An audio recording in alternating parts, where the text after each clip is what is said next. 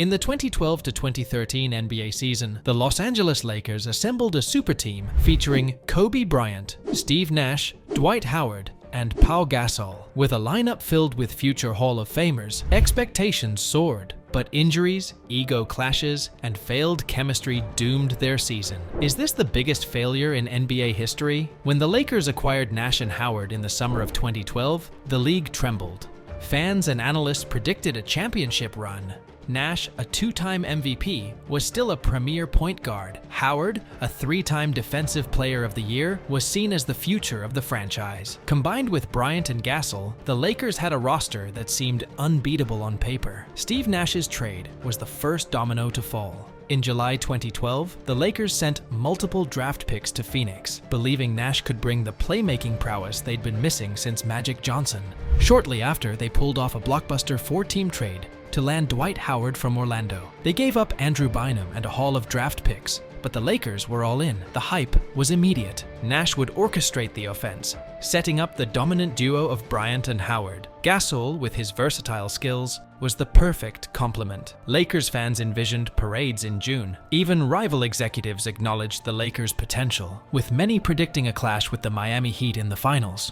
But from the start, things went awry. Nash fractured his leg in just the second game of the season, sidelining him for months. Without Nash, the offense struggled. Howard, recovering from back surgery, wasn't the dominant force he'd been in Orlando. He clashed with Bryant over touches and leadership, creating a toxic atmosphere in the locker room. Head coach Mike Brown was fired after a 1-4 start.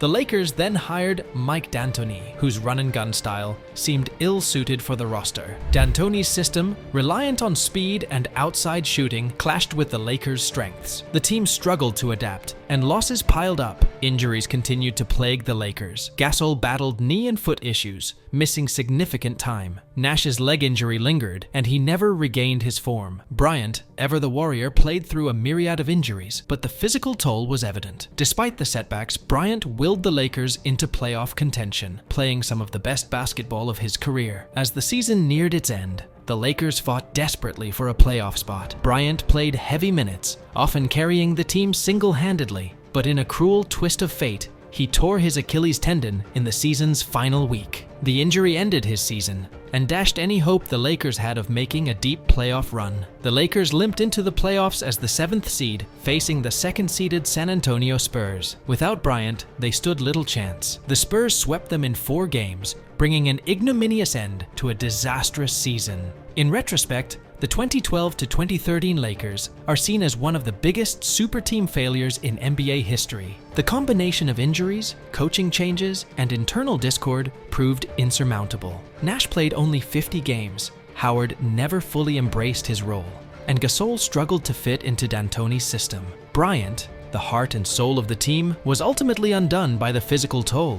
The aftermath was equally dismal. Howard left for Houston in free agency. Nash played only 15 more games before retiring, and Bryant never fully recovered from his Achilles injury. The Lakers entered a prolonged period of mediocrity, missing the playoffs for 6 consecutive seasons. The 2012 to 2013 Lakers serve as a cautionary tale. Talent alone doesn't guarantee success. Chemistry, health, and the right system are crucial. Despite the star power, the Lakers couldn't make it work, solidifying their place in history as the biggest super team failure. The story of the 2012 to 2013 Lakers begins with a sense of optimism and excitement. In the summer of 2012, the Lakers made 2 blockbuster moves that sent shockwaves through the NBA. The acquisition of Steve Nash and Dwight Howard was seen as a masterstroke. Nash, despite being 38 years old, was still considered one of the best point guards in the league. His ability to run the pick and roll and his exceptional court vision made him an ideal fit for the Lakers' offense. Dwight Howard, on the other hand, was the most dominant center in the league. At 26, he was in his prime and had just led the Orlando Magic to multiple playoff appearances, including a trip to the NBA Finals in 2009. Howard's defensive prowess and rebounding ability were expected to complement Kobe Bryant and Pau Gasol perfectly. The Lakers now had a formidable starting lineup that could challenge the reigning champions, the Miami Heat. However, the season got off to a rocky start.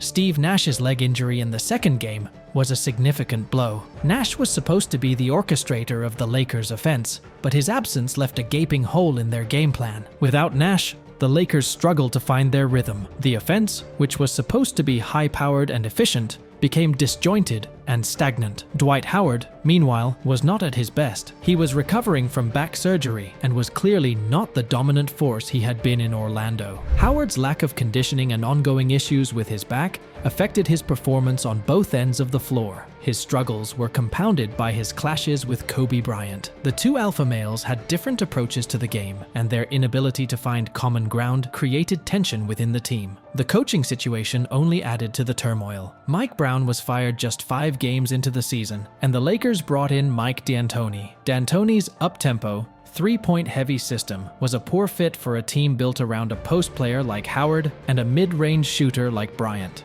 The players struggled to adapt to D'Antoni's system, and the results were evident on the court. Injuries continued to pile up. Pau Gasol dealt with knee and foot issues throughout the season, limiting his effectiveness. Nash, even after returning from his leg injury, was never fully healthy and missed significant time with various ailments. Bryant, known for his incredible resilience, played through numerous injuries, but was clearly wearing down as the season progressed. Despite the adversity, Bryant's determination kept the Lakers in the playoff hunt. He played some of the best basketball of his career, logging heavy minutes and carrying the team on his back. Bryant's heroic efforts included a stretch where he played over 40 minutes per game for several weeks. But the physical toll was immense, and it all came to a head in a game against the Golden State Warriors on April 12, 2013. With the Lakers fighting for a playoff spot, Bryant ruptured his Achilles tendon. The injury was devastating, not just for Bryant, but for the entire team. The Lakers managed to secure the 7th seed in the playoffs, but without their leader, they were no match for the San Antonio Spurs.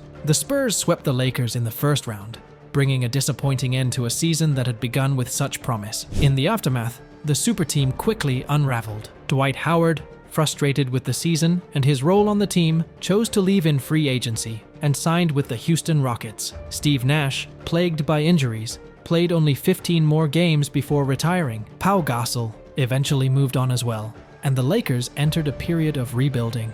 The 2012 to 2013 Lakers are a stark reminder that assembling a team of superstars does not guarantee success. Chemistry, health, and a suitable system are crucial components that cannot be overlooked. The Lakers had all the talent in the world, but they couldn't overcome the injuries, internal strife, and coaching changes that plagued their season. In the years that followed, the Lakers struggled to find their footing. They missed the playoffs for 6 consecutive seasons, a stark contrast to the championship expectations that had accompanied the 2012 to 2013 season. The Superteam experiment had failed spectacularly, and the Lakers were left to pick up the pieces. The story of the 2012 to 2013 Lakers serves as a cautionary tale for future teams looking to build a super team. It underscores the importance of not just acquiring talent, but also ensuring that the pieces fit together seamlessly. It highlights the need for a stable coaching environment and the critical role of health in achieving success. In the end, the 2012 to 2013 Lakers are remembered as one of the biggest super team failures in NBA history. Their story is a blend of high hopes, unfulfilled potential, and the harsh realities of professional sports. It's a narrative that continues to resonate with fans and serves as a benchmark for discussions about super team dynamics and the challenges of achieving greatness. Thank you for watching. If you enjoyed this video, please subscribe to Lux Lane and check out our other content.